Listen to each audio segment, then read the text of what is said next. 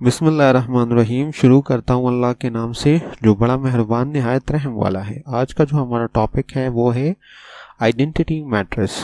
A diagonal matrix is called identity unit matrix if all the diagonal entries are 1।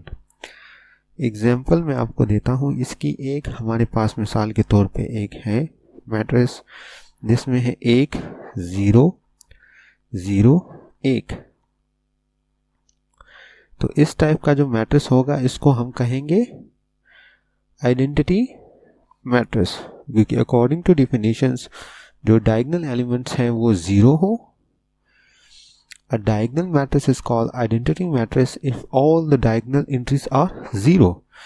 मिसाल के तौर पे आपको एक दूसरा एग्जांपल मैं दूंगा।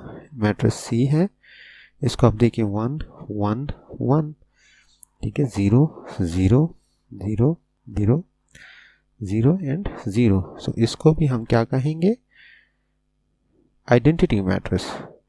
ये डायगोनल भी है, ठीक है, और इसकी जो तमाम एंट्रीज है डायगोनल वो 1 भी है। Thank you for watching my video. Allah.